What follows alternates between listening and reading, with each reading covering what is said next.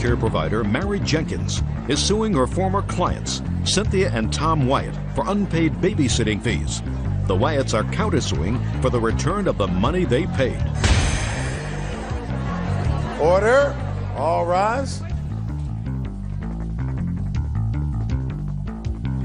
This is case number 488 on the calendar in the matter of Jenkins versus Wyatt. Parties have been sworn in. You may be seated. Folks, have seats, please.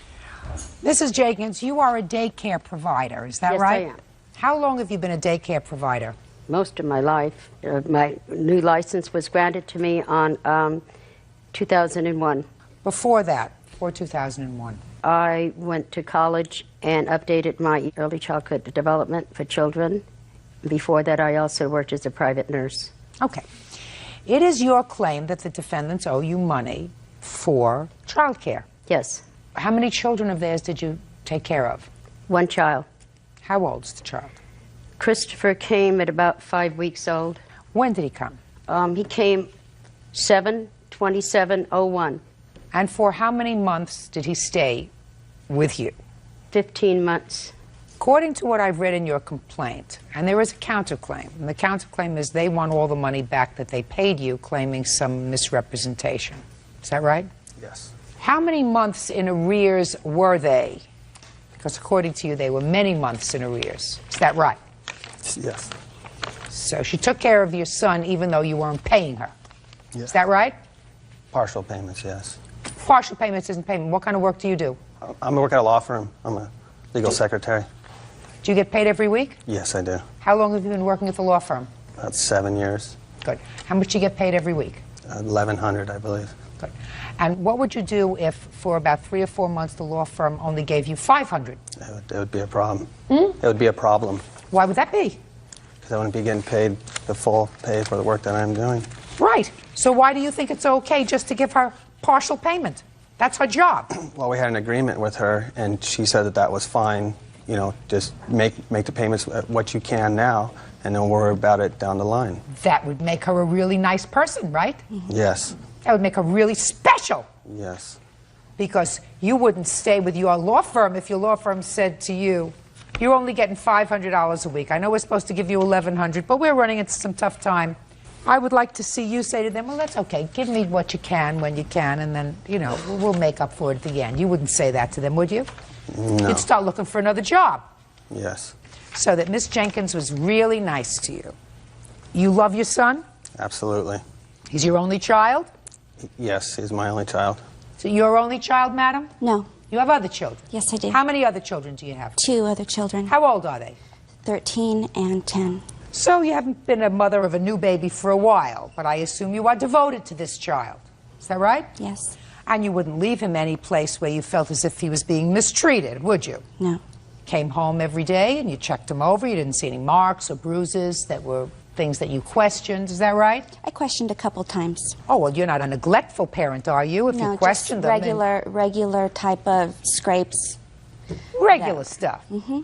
Because you wouldn't let a child of yours stay any place where you felt as if the child was being not cared for. Right. Correct. Is that right? That's right. So here we have a woman who takes care of your baby, your precious child, for 15 months. For a substantial part of that time, you are arrears in your payments. And this lady says, I know it's tough. Pay me what you can when you can. We'll catch up at some other point. And then there's a time when for many months she doesn't get paid anything, or very little.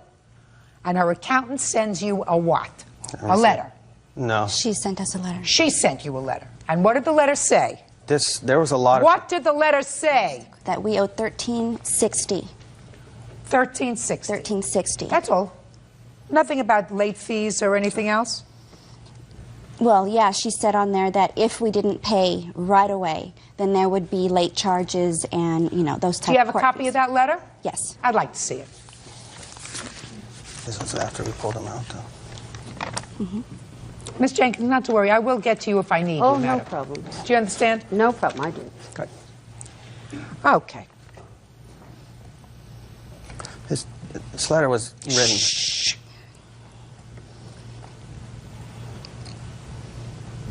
All right. So let me highlight this for you. She wrote you this letter on October 26th. And at that time, Christopher was still with you? And No, ma'am. He was out? Yes. Okay. What day did you take the child out of her program? 24th, 25th Of what? September. 9/25. Okay. That's when we all found out. That's when you found out what?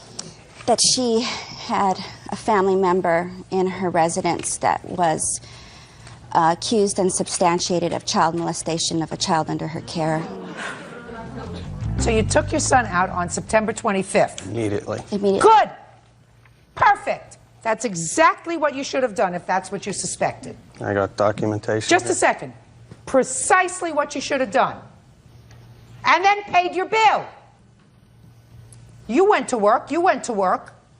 While she was taking care of your child up until September 25th. There was nothing wrong with your child. Yes, there was. Oh, give me a break. You are so full of baloney. There was nothing wrong with your child because if you thought there was anything wrong with your child up until September 25th, you would have been a negligent parent. And your child should have been removed from your care, if you allowed a child to remain in a daycare situation, a 15-month-old, where you felt the child was being neglected or abused. So there was no question. You didn't feel as if the child was being neglected or abused, but you had good cause immediately, if what you say is true, and we'll get to that in a minute, to pull your child out, which you did. That doesn't mean, A, you get all your money back that you paid, because that's the most ridiculous thing I ever heard, and B, you're using it as an excuse not to pay your bill. She carried you. You're just being pigs. Now, let's get back to this person who you had working for you, or in the house. She's talking about a member of your family. Do you know who it is that they're referring to? Yes. Was anybody ever convicted of abuse? No, ma'am. Was there ever a trial? We went to a hearing, and it was dismissed. I have... Let me see the papers that you that. have. It's in the file. It's in the backpack. Oh, can we go get it? Yeah, Okay. go get it. While she's getting it, I'm going to read a portion of this letter, and I want you to tell me if any part of this letter is not true. Pay careful attention. In your first paragraph, that's the letter that you wrote to her. You spoke of your financial obligations and hard times, and this is why you have continued not to pay for Christopher's child care since April of 2002. Well, we all have financial obligations. However, first and foremost, there are three priorities as parents, child care, and house payments and food. You have failed to keep your obligation to pay me for his child care. You also swept him away by listening to others' lies and mean stories. Out of the kindness of my heart, knowing and believing that you would catch up with your payments, I kept Christopher for you. That's all true, is it not? Right? Because she could have said, I'm not taking care of him. You're not paying. You didn't pay me since April. April, May, June, July, August. We made a payment every month. It was in arrears. So we did give her money every month. It just wasn't in full. How much? $200, $300. And what was the whole tab for the month? The whole tab was about $520. So maybe you paid her half. Just like I said to him. Right. They only gave him $500 a week at his law firm where he worked. That's right. And we trusted her. We felt very comfortable at that time. She trusted you to pay your bill. And we were. You weren't. We were paying. You were not. We had every intention to pay her. Then you should have paid her. Well, we've been making payments to her. No, you should. You mean now? Last week? I gave her a payment in October, November, December, and January. Yeah, and there's more to Just this a that second. we found out. What I want to know is if you're paying her, then you acknowledge that you owe her the money. Is that right? We were not sure what we were going Just to a do second. about the situation. If you acknowledge that you owed her the money by making payments since you took the child out, right, that's fine. Then why are you counterclaiming for $5,000 for all the money that you paid? We feel that... We paid money under false pretenses. What were the false pretenses? That there was spanking going on, there was humiliation, she wasn't taking, the kid wasn't under good Then you take your child out of daycare. As soon We as did. found As out, soon as we did. found out about this. And you pay your bill. We did. I'm asking you why, if you acknowledge that you owed her the money, which is now what you're saying, which I find reasonable, why are you counterclaiming for $5,000 for all the money that you paid her? I feel that my kid for the whole 13 months was in Excuse me? danger. I feel my kid was in danger the whole 13 months. Then you're a fool. Well, when we found out... Then you're a fool. Then you didn't do your homework. Well... Then you're a fool. We But relied just on... like if your boss said, you are the worst paralegal that I ever had, and I'm firing you. And not only am I firing you, I am suing you for all the money that I paid you over the last 2 years because you have no talent. That's really what you're saying. That's really what you're saying. You're saying that because you found out later something that you didn't like, you're entitled to all your money back. Yeah, that's what you're saying. You tell me the difference between that and my saying to you. Someone was a convicted molester. She wasn't a convicted molester. But she family did member was living in things. the She house. spanked. She humiliated. These are things that were found in a decision. Then you should have been more vigilant. That's your problem. You got the service. She took care of your baby so that the two of you could go to work. Right. And now, after 15 months, you say, now I'm going to do the homework that I should have done before and look into things, and now I find that I don't like what I'm reading, so I'm entitled to all my money back. No. And there's no difference in that by your boss saying to you, you are the worst employee. You did no work for me that I could use. Therefore, I want all the money back that I paid you for the last 2 years. You don't eat the food and then say, I didn't enjoy it, I'm not paying for it. Judge Judy continues in a moment. If he wasn't convicted, then why is he not allowed on her property? Get a life. Your child enjoyed the service. You enjoyed the service. You took him out because you were concerned. That doesn't mean you don't pay. You pay. Real cases, real people. Judge Judy. Child care provider Mary Jenkins claims Cynthia and Tom Wyatt owe for unpaid babysitting fees. Can I please see the report from the state? The last report from the state. You want to see what? I want to see what papers that suggested that he was never convicted. There's case dismissed. Can I see, please? Thank you.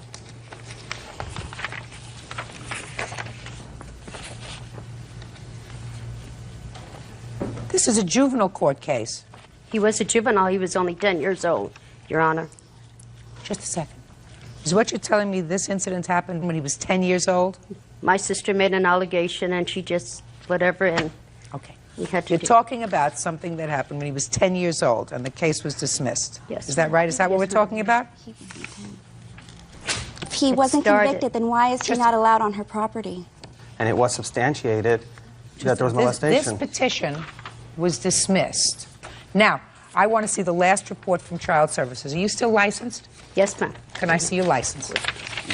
This is from the police department saying there's all the accusations are unfounded. Can I see, please? This is one of the allegations was that he was not fingerprinted. He was fingerprinted. License. Yeah. Just so that you have an active license, because I'm sure that That's the why my it's called license. social That's still services. in effect. As far as credentials, I have trust line clearance. I want that other one. This says dispatch location regarding possible child abuse investigation. It was determined the accusations were unfounded. Okay. Then we have a letter here dated 12/20/02. Restrictions. Okay. It's in red For folder. your request, we made a review. On 10/25, your facility was cited for not having fingerprinted as required by Title 22, and you were assessed a penalty of $100.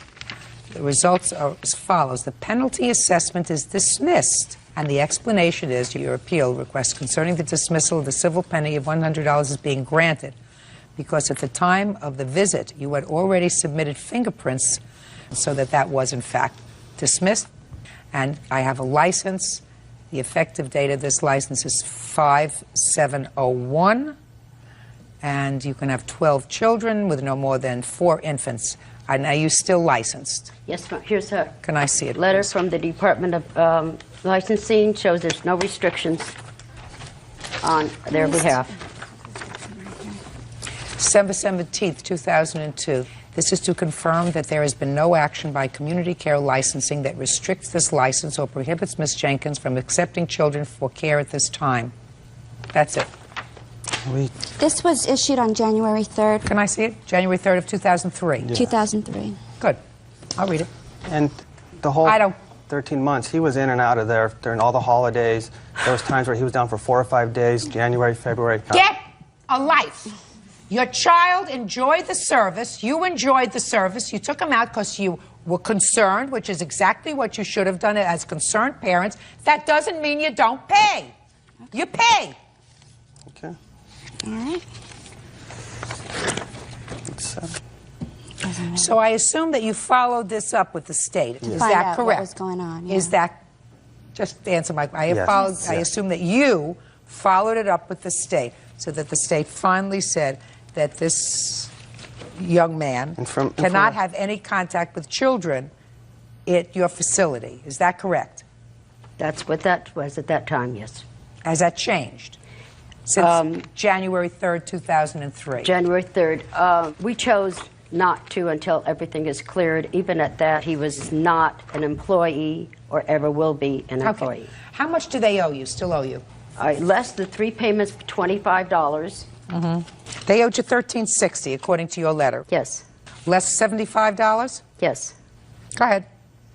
And then I told my accountant to please note that if she does not pay, that we could just attach the $25. Well, you sort of forgave that, you know, when you gave them an opportunity, to pay you out, you know, when you were nice enough to do that.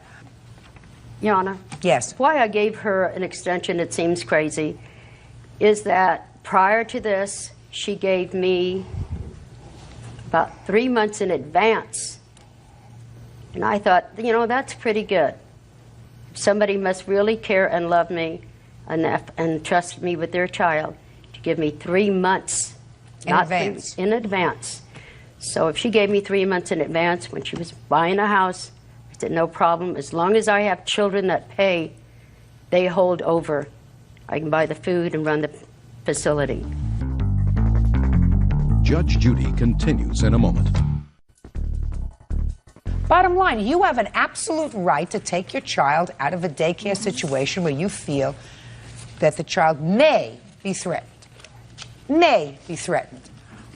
I assume that there was never any physical indication that you had with regard to your son's care, and I assume that you were vigilant when you went to see him. I assume that you did what most parents do. They come, they observe what's going on, they make surprise visits. I'm sure that you're not foolish enough not to have done that. You left your child there for 15 months. You found out subsequently that there were things going on there that gave you cause to pause, so that you do what a normal person does under those circumstances. You take your child out. Then you pay the bill. And the bill is $1,285. And that's what you're going to pay. And your counterclaim, your ridiculous counterclaim for $5,000 for the money that you paid is dismissed. Goodbye. Excuse, you may step out. As soon as we suspected something, the day we found out, we left work and we picked up our child. It's all over money, and it's sad because I dearly love the family. We felt we signed a contract under false pretense, and she didn't, do her obligations under the contract and take care of our kid. The dad used to turn around and say, you know what, I've got to thank you. I go to work very, very comfortable knowing that Christopher is in your hands. And now the next case. All parties in the matter of Hill versus Peto. Step forward, please. Food clerk Lori Hill is suing her ex-husband, maintenance technician Dennis Peto, for the return of child support. Dennis says Lori still owes him for an unpaid medical bill. Ms. Hill, you and the defendant have 2 children together, 2 daughters. That's correct. And according to your complaint, both of the girls were living with the defendant. Was that by court order? Yes. How long had the children been living with the defendant? About 8 years. And how old are they? 15 and 12. What are their names? 15-year-old. Teresa and Amy. You were ordered to pay child support to the defendant for the 2 girls. That's correct. According to your complaint, there came a time when one of the girls came to live with you, and there was an agreement that since there is sometimes a lag in the accounting through the court, that any money that you paid after your older daughter Teresa came to live with you would be returned to you. It is your claim that Mr. Peto owes you $303. Mr. Peto says that you actually, despite the fact he doesn't have a counterclaim, owe him for a medical bill for one of the girls. Is that right, sir? Yes. Okay. the children had been living with Mr. Pito for 8 years. Did you have visitation with the girls? Yes. And under what circumstances did Teresa come to live with you? I had a lady from Protective Services show up at my door. There had been a conflict at their home, and I was under the impression Teresa was hit, and that's why she came to stay with me. What was the amount of the support that you were paying for the two girls? $102 weekly How long had you been paying child support? for the whole time that he For had the whole 8 8 years. years. Yes. Did you have a discussion with Mr. Pito with regard to the child support when Teresa came to live with you? Yes, he when he dropped her stuff off at my home, he had this paper for us to sign. May I see it, please?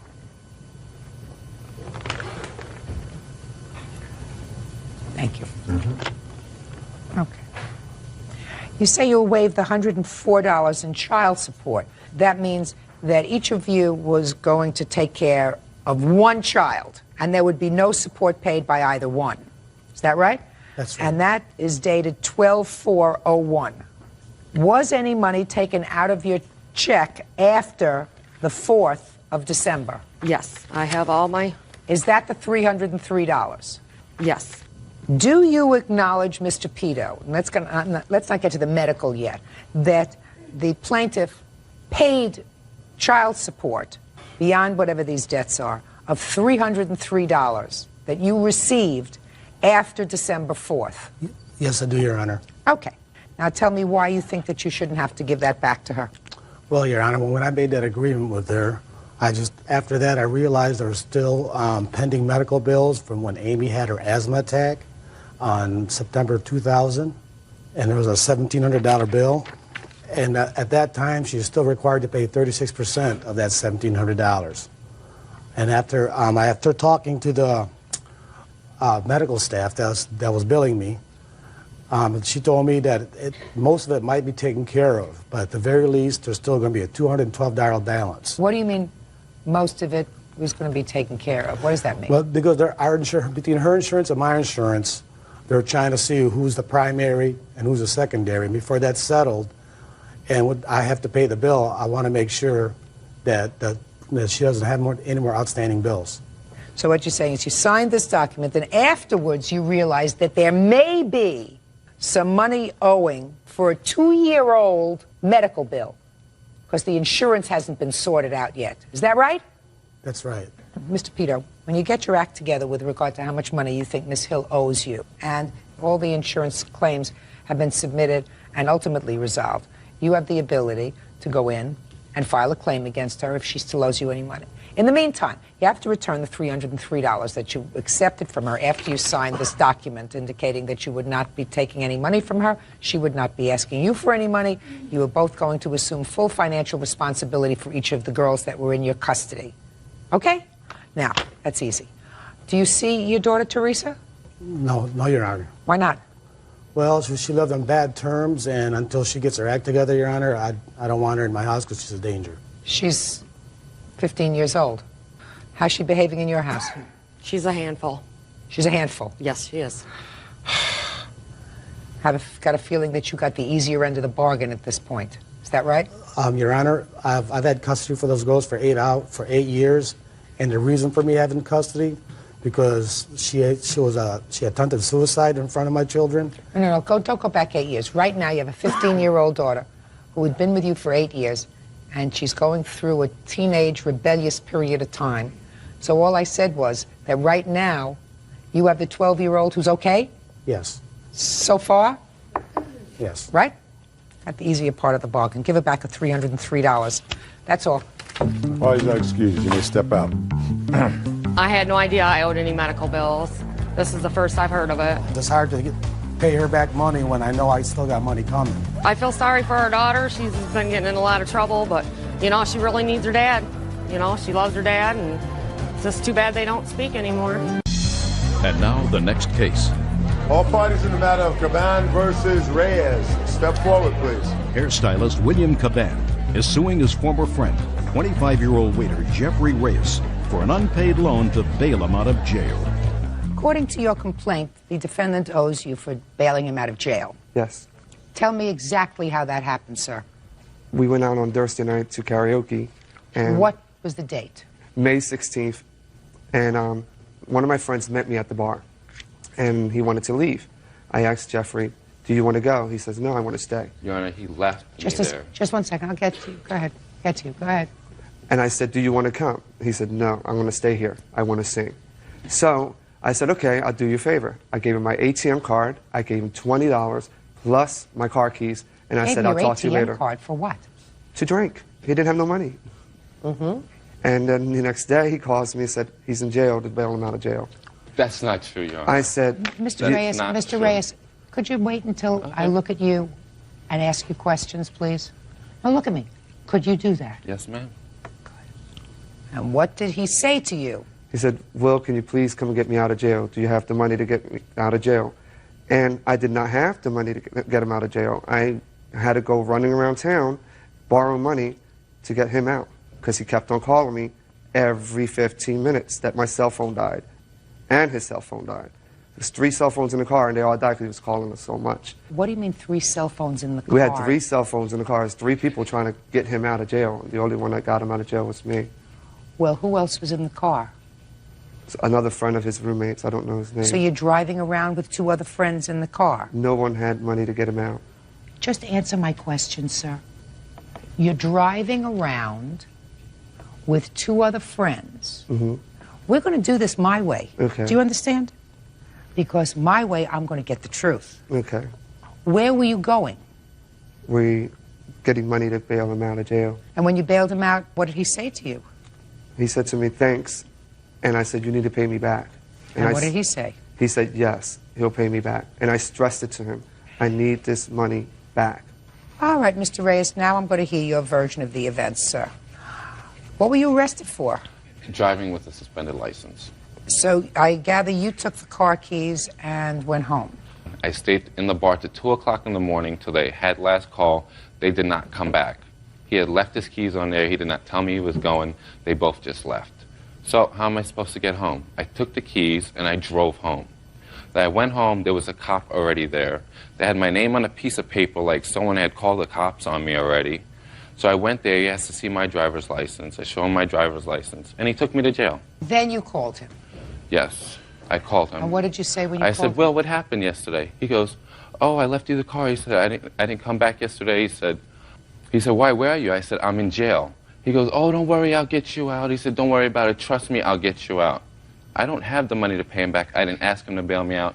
If he bailed me out, it's because he felt sorry for leaving me with the car. He knew I couldn't drive with a suspended license. I didn't want to drive. Why was your license suspended? Not paying a ticket. And I got pulled over before, and he gave me a ticket for driving with the suspended license. And he said, next time you will go to jail. So I didn't want to drive. Where do you live? I live in Orlando. And is that where the karaoke bar was? Yes. Now, Orlando, Florida is a major metropolis. I've been to Orlando, Florida. Do you know what they have in Orlando, Florida? Disney World? I don't know. Do you know what else they have in Orlando? Taxi cabs. Your Honor, I had no money. Your Honor, I left him with money. Just a second. I left him set. Just a second. All right. Yeah, by the time the bar was closed, I was broke. Mr. Reyes, that's what you call lack of planning, sir.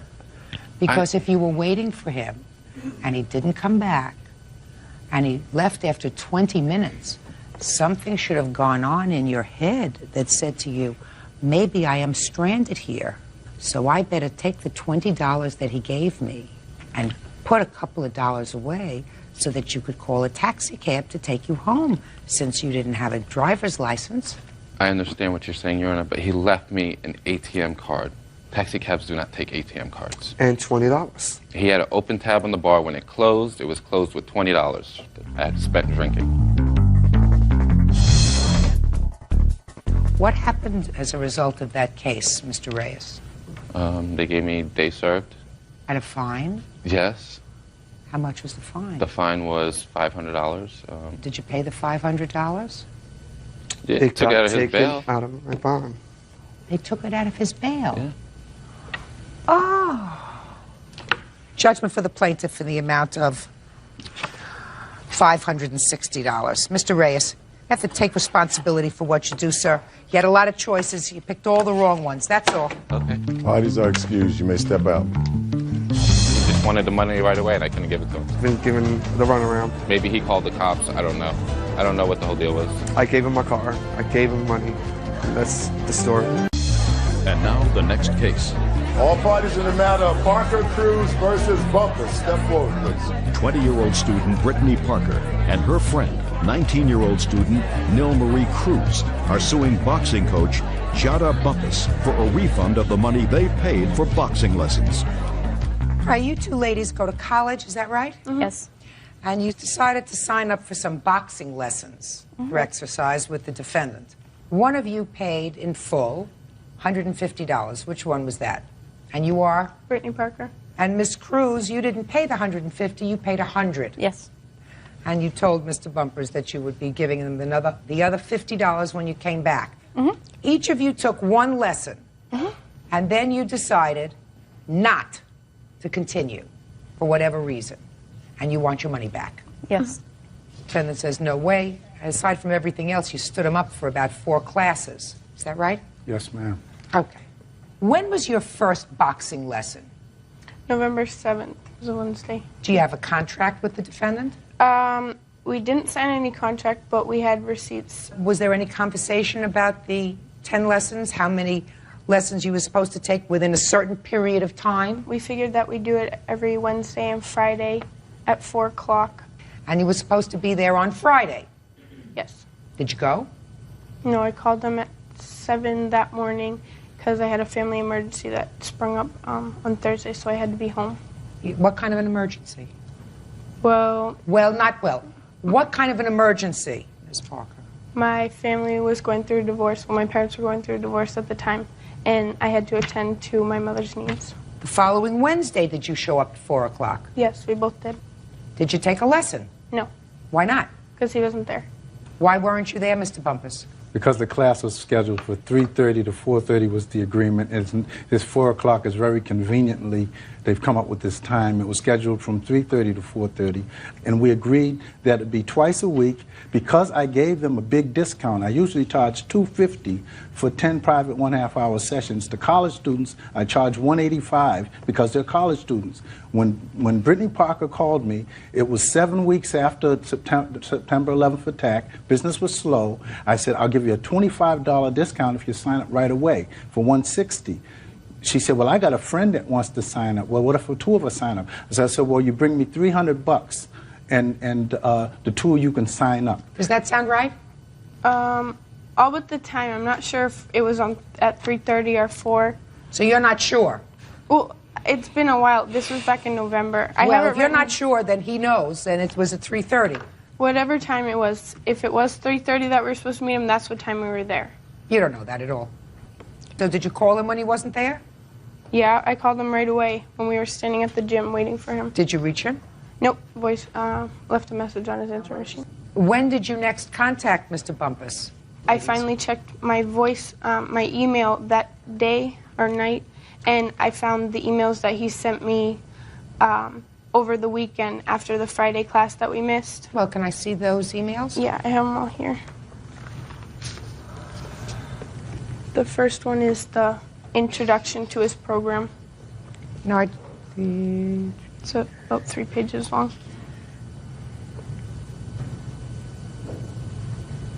Mr. Bumpus, I'd like you to take a look at this email, please, and tell me if you recall sending it. Okay.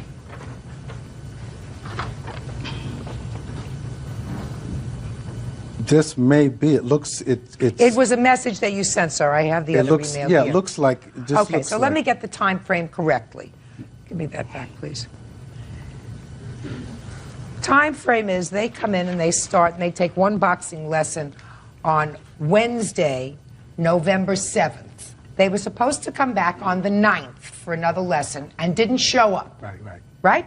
You didn't show up. Now, he's entitled to be paid for the 9th when you didn't show up. He was waiting there for you. He says you didn't get the message. You didn't reach him. You may have called him in the morning, but you didn't reach him. Is that right? No. No. But then, come Wednesday, he says you're supposed to be there at 3:30, and he indicates that in the email. He'd like to see you between 3 and 3:30. But on Tuesday, sir, the day before, Tuesday, you've already sent this rather nasty email. Can I explain it? Well, you sent them. Can I You explain sure why? can, but let me tell you Okay, what go you ahead. said. You said in the email, the price of my classes is $185. You bargained me down on the premise that you would each give me $150.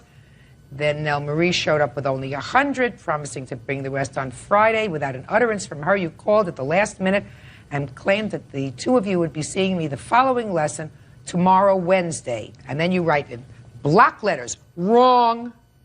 I can't and won't do business like that. Neither of you have shown an ounce of integrity in my dealings with you. Unless you can assure me that you'll give me $10 and Nell Marie $60, the original charge of $160, then I won't give you classes until you meet your obligation, period.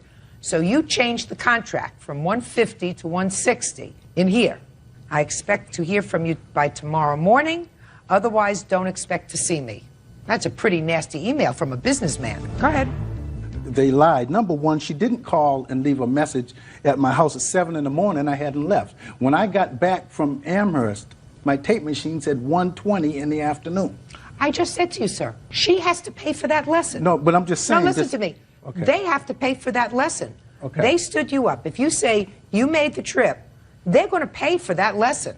But that was- doesn't explain this The kind anger of email. the anger is now she had the family emergency as she presented, Mm-hmm. but it was Nilmari who didn't have my money. She was going home because it was like Veterans Day weekend. Now the story has changed that she had family problems. I don't And even know if she Nilmari- had family problems. That's what got me so upset, because it was a game, because we had gone over a 2-week period for them finally getting them to meet me. I don't have time for games. I've trained hundreds of people at that school. I've never had an incident like this. I can't believe that, sir, when you deal with college students, that you haven't had an incident like this. Not like this. I haven't, you I'm dealt with telling it- you. This is not bizarre. It's two college girls. One decided to go home for Veterans Day weekend. The other one didn't have the other $50. You, however, Mr. Bumpus, and I'm not excusing that, they were a little irresponsible, and they didn't, they didn't respect your time. But I took away the anger in a future conversation. I don't care whether you took it away or not. This said, now I'm changing the contract. It's not $150 anymore. Now it's $160. Well, you've already got a lot of their money, far more than you've invested in the boxing lessons, sir. Far more. Well, that's a matter of what you think value is. I tell everybody that signs up with me, the first class really is what you're paying for. The rest are free, because you learn so much in that first class. They learned things that they wouldn't have learned in 6 months in the average boxing gym. And that's the bottom line.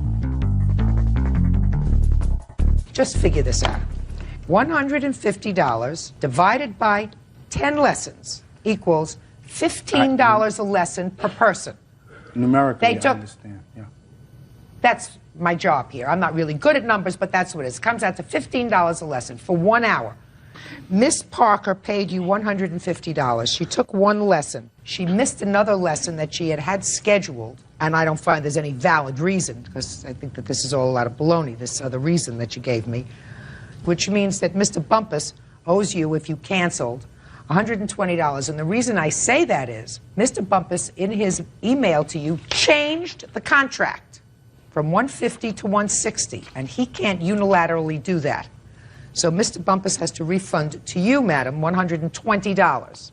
And he has to refund to Miss Cruz, who only paid $100, and who also, for no valid reason, skipped a class when he was there waiting for you. He's entitled to be paid for his time. He's got other things to do with his time. And you're entitled to $70. Miss Parker, I don't know what statute you're looking at that says you're entitled to treble damages, which you're suing for, triple the $120. Under the 93A Massachusetts law. You're not going to get it. That's You have fine. to act responsibly. But that's under the law. That's why I had legal advice to do that. All right. Well, your legal advice was wrong. You have to behave responsibly in order to avail yourself of a claim that is punitive against him, giving you triple the amount of damages that you're suing for. And you two girls did not act really responsibly. You know, you have to start to value other people's professional time. And his time is his money. So you have to act responsibly. You are entitled, however, to a refund in the lessons that you didn't take because Mr. Bumpus Change the terms of the contract. That's all. Parties are excused. You may step out. They both lied so much. I called just as much time as I had notice. iBoxing Amateur and Pro was managed by former champion Joe Frazier. I was irresponsible and I'm at fault for that. My youngest daughter is squad with Jackie Frazier. I'm just happy it's over and we got our money back. I've never had this. I've trained 1,100 people, probably 700 students, probably 200 women. Most boxing coaches don't even teach women. And now the next case. All parties in the matter of Gomez versus Todd. Step forward, please. Homemaker Bonnie Gomez is suing her daughter's ex-boyfriend, 21-year-old appliance salesman A.D. Todd, for an unpaid loan for bail. A.D. says he never asked Bonnie for help. Mrs. Gomez, the defendant was dating your daughter. She was 17 at the time, and according to your complaint, he got himself arrested, called you, begged you to bail him out of jail. You did. It was a loan, and he hasn't paid you back. That's correct. When did he call you and tell you that he had been arrested? He called me on June 20th, about 10 p.m. And what did he say to you? He said that he had gotten himself arrested for a mistaken identity, is what he told me. He got himself arrested for a mistaken identity? Mm-hmm. I didn't know the last time I looked in the penal law that that was a crime. Yeah, I didn't either. So he asked if I could bail him out, and his words were, "Miss Bonnie, please, I can't stand it here. Please bail me out." Your Honor, she's lying. Did I ask you anything yet? No, ma'am. So I asked him how the bond system worked, because I'm not familiar with how jail and stuff works, and he says, well, if you put up the bond, you get the money back. So I spoke to somebody at the bond company, and they said the way it works is that they put up a big bond for him, I pay some, but I don't get it back. They get their money back if he shows up to court. And so I hesitated, and they said, well, we have 2 other bonds out on him, so he's a good risk, he will go to court. And I said, well, let me think about it. And he Did you know at the time that he had been arrested at least twice before? No, I did not. What was he arrested for this time? Well, what he told me originally was that it was mistaken identity, and after I bailed him out, he told me that his girlfriend, the mother of his baby, had said that he had beat her up. Come to find out later on, when I went to get a copy of what he was arrested for, he was arrested for possession with intent to distribute and criminal impersonation. Drugs. Drugs, yeah. And I supposedly, from what I understand, impersonating a police officer. Okay. So you posted his bond? Yes. $1,500. Right. Did you ever get it back? No. Did you ask him for it back? When I bailed him out of jail that night, I said to him on the telephone before I went to the jail, I said, you know, I need this money back. I'm a single mom raising 5 kids. You know, my health hasn't been very good for a few years. I haven't been able to work. What I have is in my savings, and that's what I'm supporting my kids with. And he says, Miss Bonnie, I have the money. I just have to go get it. As soon as I get you, you know, you come and get me out of jail, we'll go get the money. I said, okay, fine. And I said, would you sign an IOU? And he said, yes, I will. He says, I'll sign whatever. You want to put interest on there, whatever, I'll sign it. So went ahead, went over to the jail, signed him out of jail, wrote a check out for what it cost to get him out, $1,500.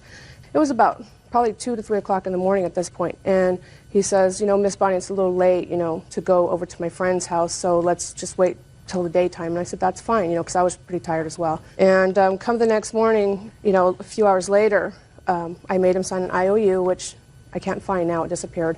And he left and haven't seen him since. Real cases, real people. Judge Judy. Bonnie Gomez says her daughter's ex-boyfriend, A.D. Todd, owes for an unpaid loan for bail.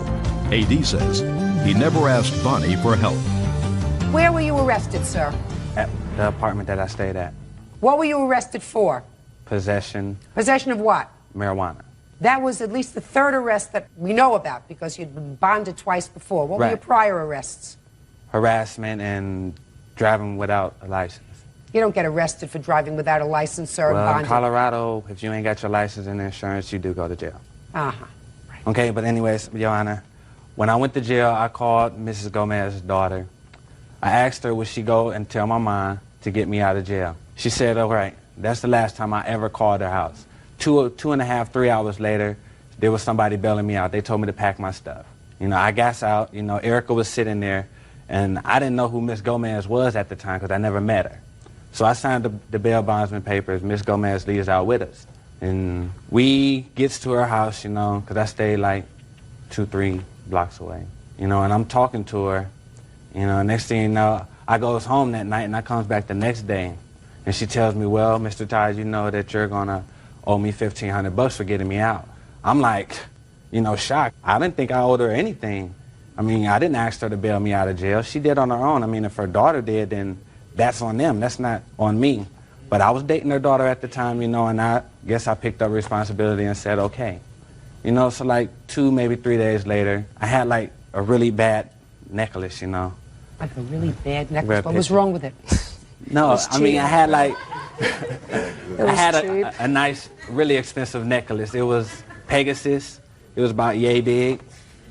And Probably cost $2 at a flea market. yeah, it had like 2.5 carats worth of Marquise and Big Ed diamonds in it.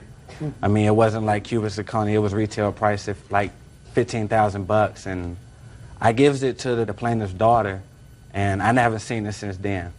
You know, I never called the house again, and Ms. Gomez never said that I owe her any money. She never brought the subject up to me. You know, everything was all right from what I knew. I say about a month and a half later, me and her daughter still talking. You know, I comes back from the store. It was me and my little brother and my baby's mom. And we gets out of the car, and this white car pulls up. Miss Gomez is in the passenger seat. Then a bunch of little Mexicans get out the car and try to beat me up. You know, taking off their shirts, saying, "What's up, Holmes? You know, is this him? Is this him?" I hear a lady in the background saying, yeah, that's him. You know, so they run up to me, and I'm taking off my jewelry so I can, honestly. You wouldn't mind showing me that jewelry, would you, sir? No. Could I see it up here, please, Bert? Would you get that for me? You want to see what's on my neck, too? No, that's what you're going to give Bert is sufficient. Keep talking, Mr. Todd. Okay. I'm fascinated. Okay. But anyways. No, really, really. Okay. I don't know. Please don't laugh. I'm fascinated. Okay, but after the little essays run up on me and try to beat me up, you know, my little brother goes in the house and gets my mom. You know, she gets out of the car. My mom says, you know, what's going on? My mom didn't even know who these people were. Miss Sanchez get out of the car, and she's like, well, your son owes me $1,500. I'm just looking like, I don't owe you a thing, you know. Never once did I get told that I owe you any money, you know. So after that, you know, I never seen Mrs. Gomez again. You know, after I gave her the necklace, it was like, I guess everything was okay. So what you're saying is you gave her daughter the necklace to pay off this debt? Is Yeah, that what she you're could have telling took it to any pawn shop. Is that what you're telling me? Yes, ma'am. Mr. Todd, usually when you go to court, you get all dressed up? Yes, ma'am. Put on your finest, right? No. It's not my finest. You have better. Yes. Really? Have better clothes? Yes. Have better jewelry? Yes. Where's your better jewelry? This is like from way back, before I even moved to Colorado. I'm talking about this jewelry. All this stuff is old. I had this stuff for a long time. Because one would think if you were wearing all this flashy junk that that this would be your best stuff. No. Right? No, the best stuff you gave away to her daughter. The one with It was one of the best. The $15,000 Yes, ma'am. piece. It was one of the best. Wasn't any junk like this. Wasn't any No, glass like this, you No, know, ma'am. in whatever kind of metal this is. All right. Right? Right. It was a really good one, gold ma'am. and diamonds and Yes, ma'am. and well-cut stones that was worth $15,000. Where did you get $15,000 from? Family. From your family? Yes. My dad had bought the necklace for me at the time. Really? He must love you very much. Must be very proud of you. Yeah. You owe her $1,500. Listen, you get yourself arrested. She's nice enough to come at 2 o'clock in the morning, leave her 5 children to come and pick you up, and you're doing a dance? Do me a favor, return this garbage to him. Judgment for the plaintiff in the amount of $1,500. That's Thank you. Why are excused? You may step out. Well, I'm just glad that everybody in Colorado knows what kind of person A.D. Todd is. I just don't think she heard my side, and never once did I ask her to get me out. If you borrow something, you need to pay it back. Don't trust a woman. Just let them stay in jail. Obviously, they did something to get themselves there. Board your horses with the defendant. Yes. Your Honor, may I speak? It didn't work out. Oh, it's way more than didn't work out. You're really being so annoying to me. So far, you're not losing. The only thing you're losing is my patience. This is Judy Just. Gabrielle and Angela Alfredson are suing their stable landlord, Glenn Garatiano, for rental fees after being forced to move their horses from his property. Court come to order. All rise. Have a seat, please. Hello, Kevin. Good morning, Judge. Case number 3028, Alfredson versus Garatiano. Thank you. You're welcome. I'm going to speak to you. What's your first name? Gabrielle. Gabrielle, this is your mom, and you had horses. We do, both of us. How old are you? 21. In what month and year did you start to board your horses with the defendant? February 2023. And where had they been prior to that? Charlotte, North Carolina, where I lived before moving to Charleston. And your mother? And she still lives in Charlotte. She has plans to move to Charleston. How many horses did you have? I have one and my mom has one. But you took both of them with you. Yes. Tell me why. They've been together for over 6 years. This is something we do together, me and my mom. And since she had plans to move, we didn't want to stress them and separate them. So we wanted to keep them together. Okay. When you moved with the horses, you were the person who found the property? Correct. And did you meet with the defendant? Yes, I did. Did you ultimately sign a lease with him? Ultimately, yes. When? Month and year? It was beginning of February 2023, I believe. I have the lease. I'd like to take a look at the lease. It is on my phone through emails. I want to look at the lease. I have it, ma'am. Oh. Would you like your copy? Yes. These are copies of all the documents I'll be speaking about today. I don't want to see all the documents. I want to see the lease. Coming up, Exhibit B. Thank you.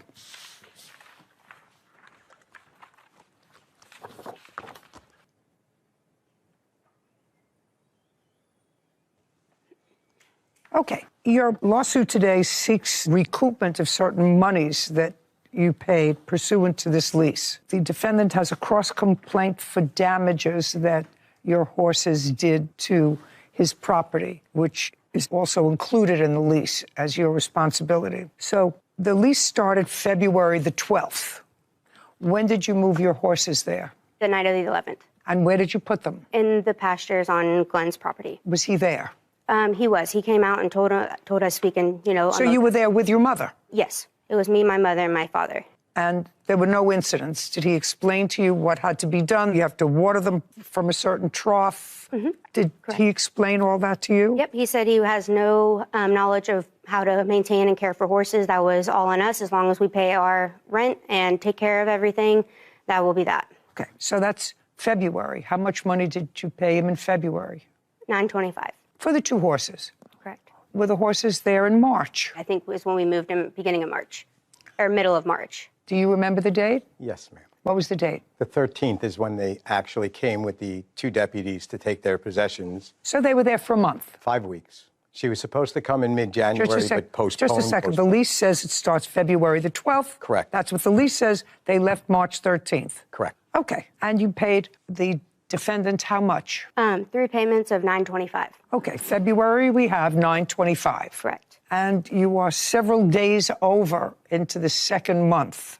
Did you pay the second month? We did initially. You made 3 payments. I'd like you to explain to me the third payment. We had to pay the first month of board, which was the $925, then the $925 for a deposit. Okay. So a $925 was a security deposit. Correct. And then an initial $925 for the first month of February. Okay, so $925 was a security. Is that correct? It is correct. Okay. It was not paid at the proper time. Neither was the first lease payment. $925 was security deposit. Yes. 2 months board. Correct. Now, it didn't work out. Oh, it's way more than didn't work out. I just said, I don't care. Actually, the idea is to keep it simple. It didn't work out. You were happy to see them go? I initiated termination in the lease pursuant to the And lease. they were happy to go? Apparently, yes. So now it's a matter of money. That's all it's about. I mean, you're not married to each other. You don't share grandchildren together. So it's a matter of why they don't get their security deposit back. Do you understand? You stayed over the second month, so you had to pay the second month, but $925 is security deposit. And there's no reason, unless there was some sort of violation of the lease, why you're not entitled to the $925 back, which is your security. There was also criminal animal abuse during the 5 weeks that they were there. Just to say, what does that have to do with this lawsuit? It has to do with why their lease was terminated. I don't care. Okay, that's fine. They want their money back. They don't want the pasture back. And I understand from your papers you believe that they weren't adequately caring for the animals, and because they weren't caring for the animals ate up your pasture. I don't know. You're going to show me what you're alleging in order to avoid returning their $925 security deposit. That's part of it. Ball's in your court. Okay. Security deposit. 925 security deposit, to which they would otherwise be entitled to unless you have proof to me that their horses damage your property. So you want to go directly to the damages? I want to go directly to the damages. Okay, I heard. This is my life. It's fleeting by so fast. Someone please give this to I the just judge. want you to show me what the damage is. Okay. I guess I'm not going to refer to my notes. I'll just do it on the fly.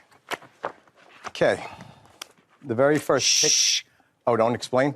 No, Sorry. I don't want you to explain anything. They're pictures.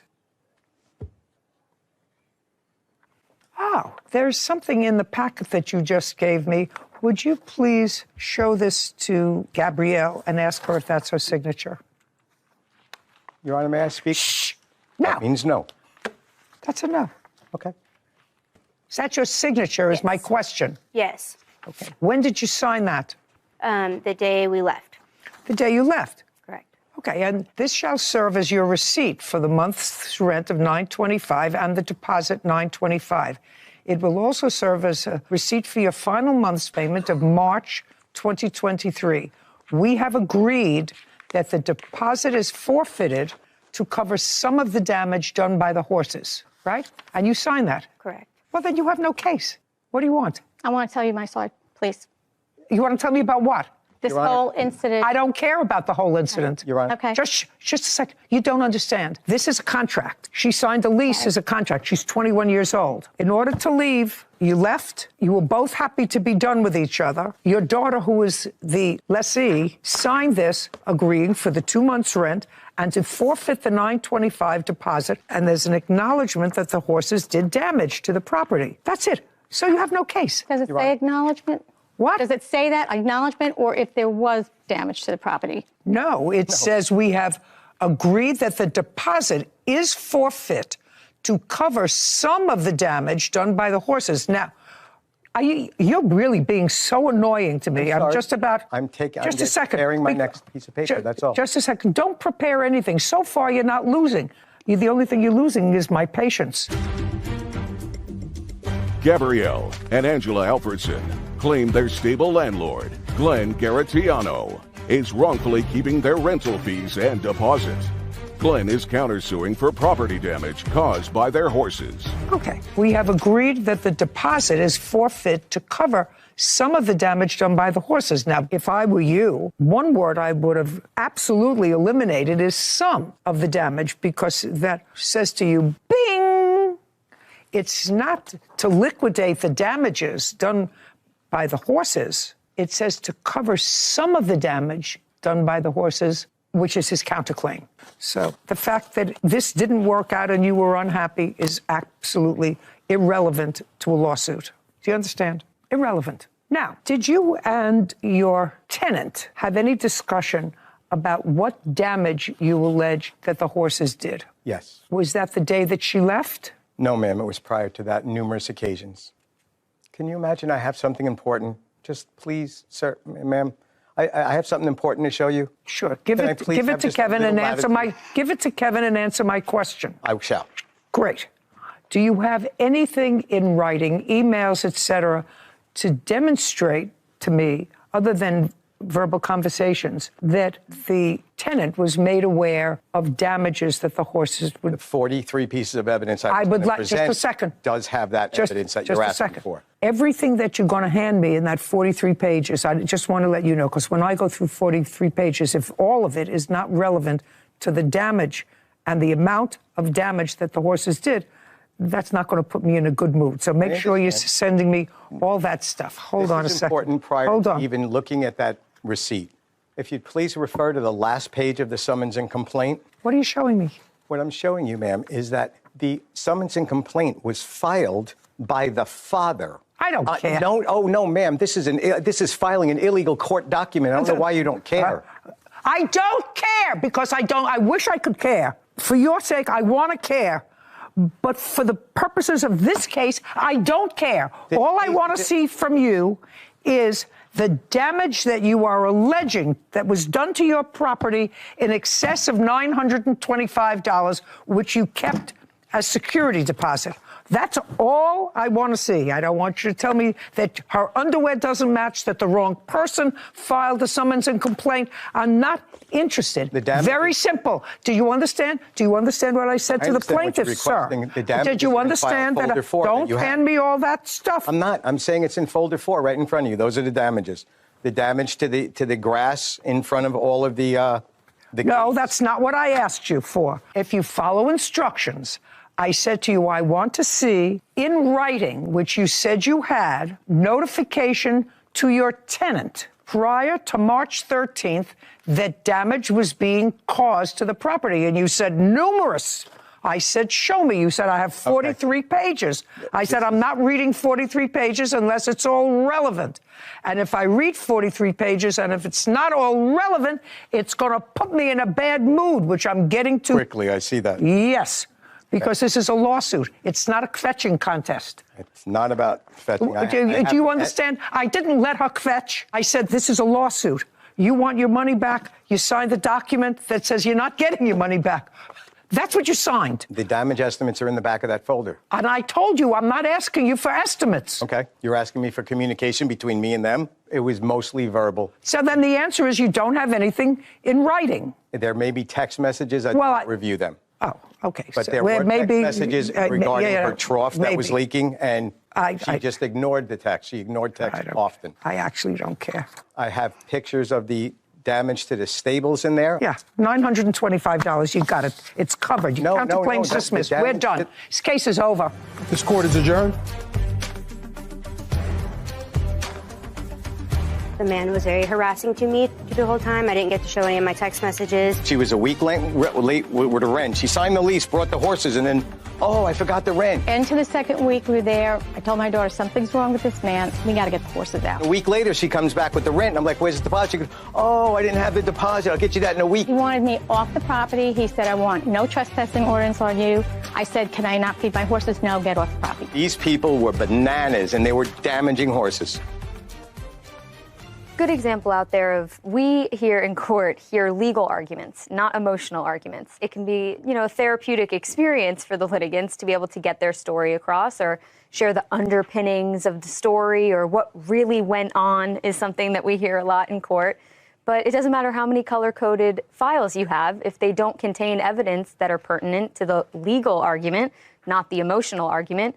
We don't want to see them. We don't want them. Especially in this case. It was cut and dry. In this case, there were contracts. Yeah, signed. There were two no contracts, argument. a lease and a termination of that lease with the terms. Yep. And there was only one word, Sarah, and that word was some. And that allowed him to even bring the countersuit in the first place. But it was sort of slick, the word some. If you're going to forfeit your $925 deposit, and what he's primarily complaining about was that the horses ate all his grass in his meadow.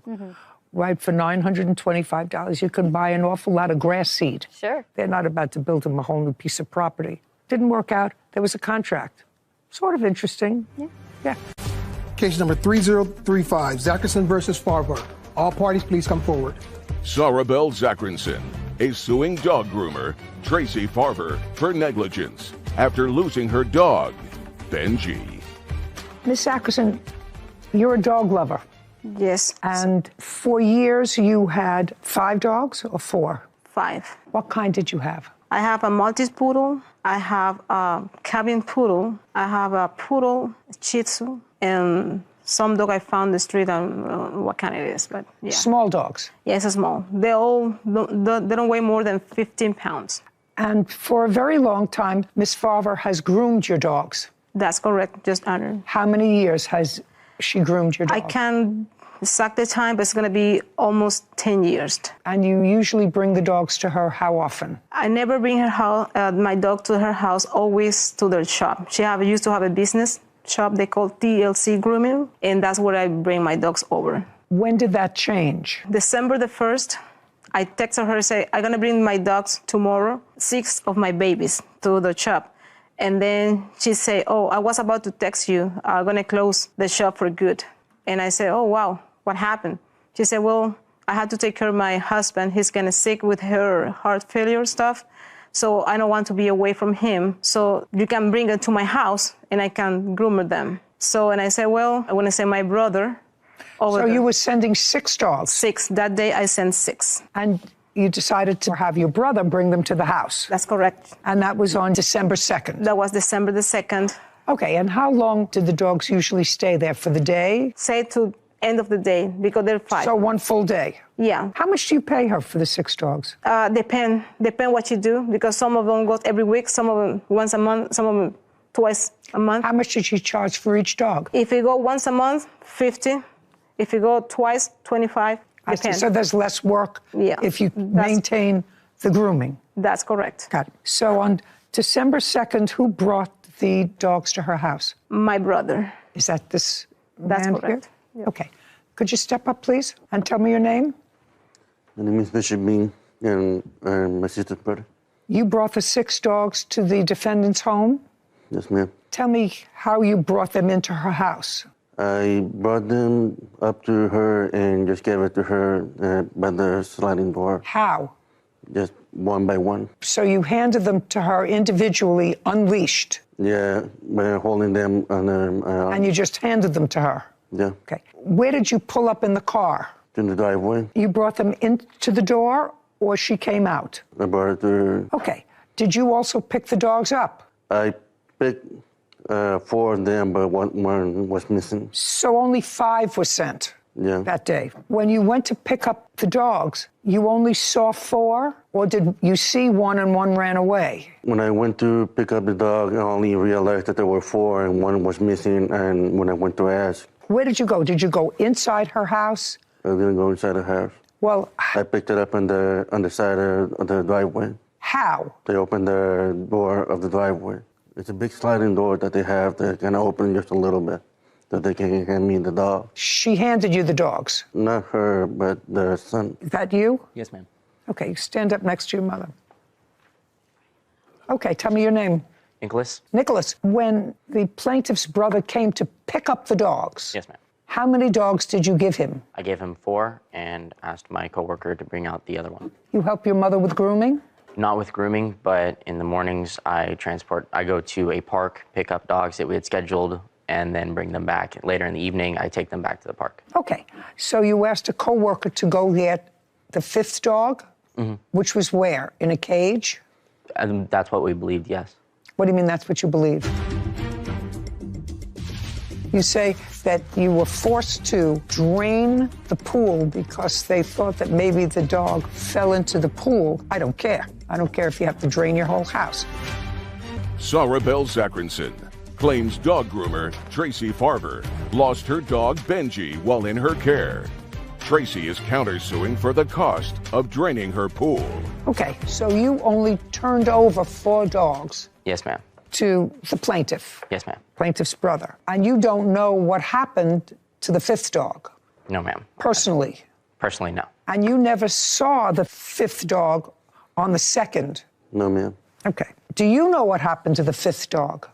Yes, ma'am. The 5th dog was released to him. He had dogs in the vehicle and came back to ask me. Just a second.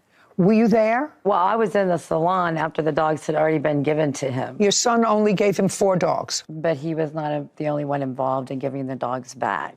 Then you should have brought that person because you weren't there. You should have brought that person because you weren't there. Should have. Well, your son says he only turned over 4 dogs. He asked his colleague to bring out the other one. The other one wasn't there. Am I getting that right, sir? Yes, ma'am. Okay. Well, so just don't talk to him. He's talking to me. You can have a seat now. Okay.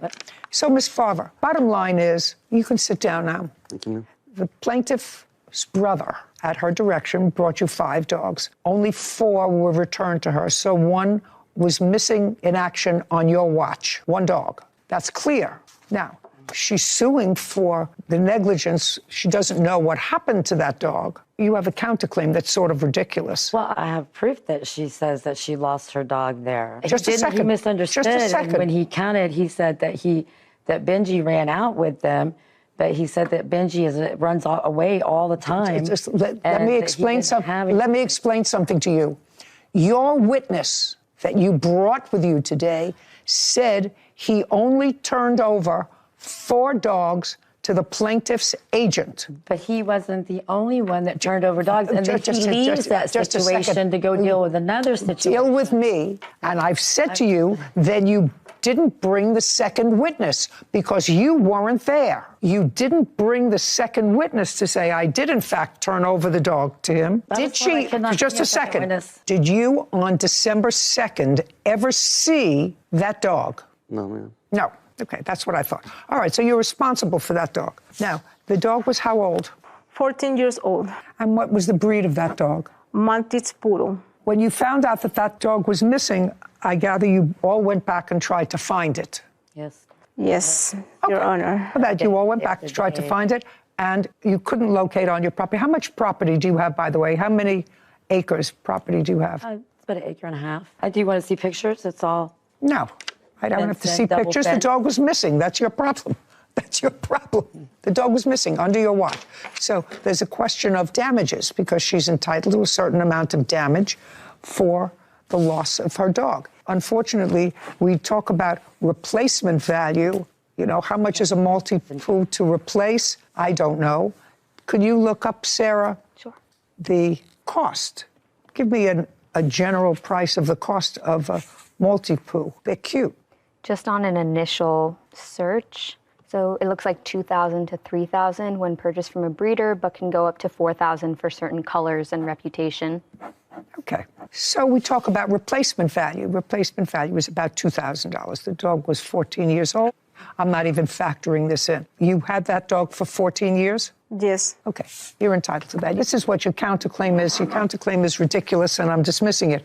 You say that you were forced to drain the pool because they thought that maybe the dog fell into the pool and it cost you $2,800 to drain the pool.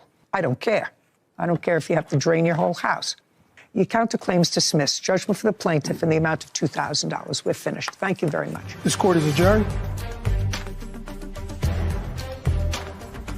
Well, I mean, I'm happy for Sarah Bell. You know that she feels like her grief was compensated. When she lost my dog, she never told me. You know, he was a known runaway and didn't have any identification and wasn't chipped. You lose my dog. It's belonged like my son, you know, my kid.